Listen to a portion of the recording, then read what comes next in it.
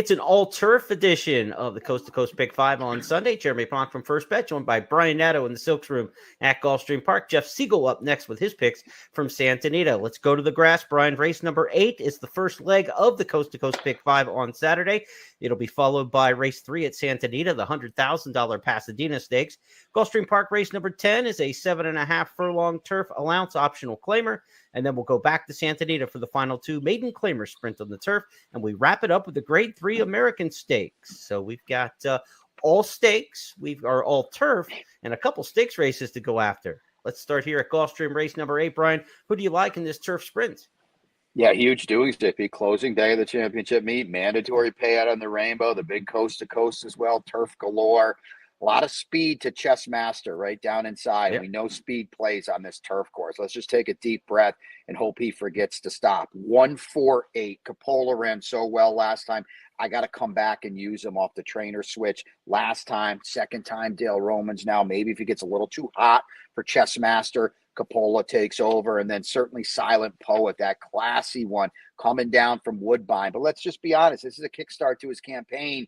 How tight is he? It's just a let's get a run in him and then go from there. He's too classy not to use. But I'll say this, if you're on a tight budget and you want to cut somewhere, I don't think you have to use him. I will. 1-4-8 for me. All right.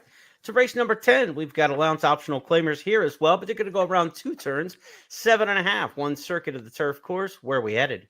Well, one of the reasons I said I'm going to use Silent Poet is because I've got a single in here. This is a tricky race. I get lucky because I like a horse a lot. If you don't, you've got a problem. This is 5, 6, 7 deep kind of race. Safe Conduct looks best, though, doesn't he? I mean, there's a lot of speed in here, but he's not the lead type. He's dropping out of a tough return in a grade 3 last time. Emmanuel looked like she's really going places for Todd Pletcher. And Safe Conduct got caught up in a pace that kind of came back a little bit. I think now, second off the layoff, he's got the tightener out of the way at Gulfstream last time. He just looks like the best horse in here. And sometimes I think, JP, when it's a race that a lot of people might want to spread, maybe you just go with the best horse because let's be honest, you could go 4 deep in here and still not come up with the winner.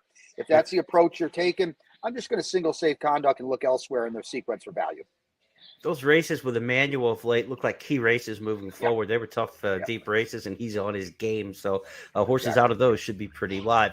We're going to let you go because you've got Pick 6 Mania, Rainbow 6 mandatory payout. So you got a lot of work to do on that one. Good luck to players in the Coast to Coast Pick 5 and the big Rainbow 6 at Gulfstream. We'll get Jeff Siegel's thoughts on the Coast to Coast Pick 5 in just a moment. Coast to Coast Pick 5. $1 minimum. Player-friendly 15% takeout. Coast to Coast Pick 5. Weekends beginning January 7th. Let's welcome in Jeff Siegel for 3 races from Santa Anita. The odd couple, if you will, races 3, 5, and 7 for Jeff in here. Let's start with race number 3, the $100,000 Pasadena.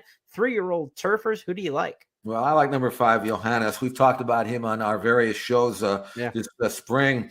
So impressive, breaking his maiden by 9 lengths back in late December. Came back and verified that race by winning the Baffle from off the pace. First time around the ground, but he's by Nyquist.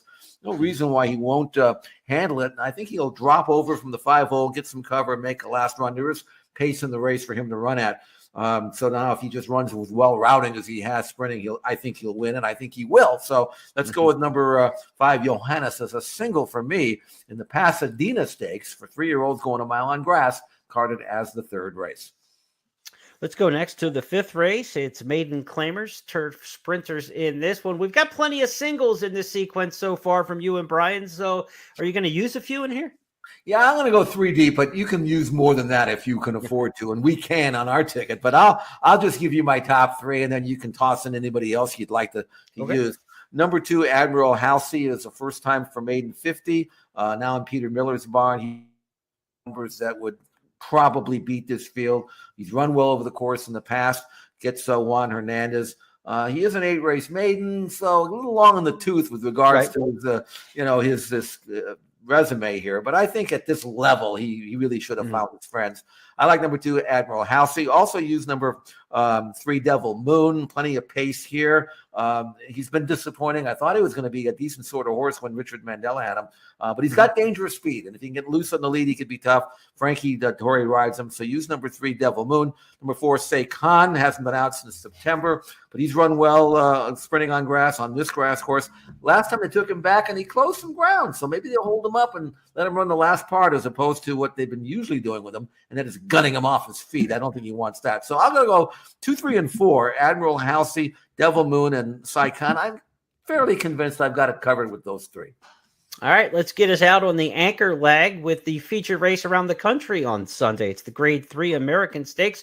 Turf Milers here at the Great Race Place. Who do you think gets in the winner's circle? Really like number 3, Du Jour here. He's 5 years of age. Remember when he was a 3-year-old, he was a nice horse on grass, won the American Turf. I think that was on Derby Day at Churchill as a 3-year-old. He's been started and stopped on a bunch of times, but his last 2 races were terrific.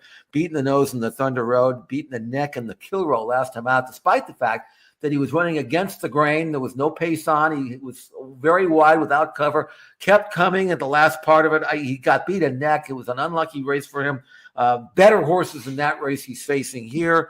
Yeah. I really think Du Jour is a good thing here, and I like him as a single to win.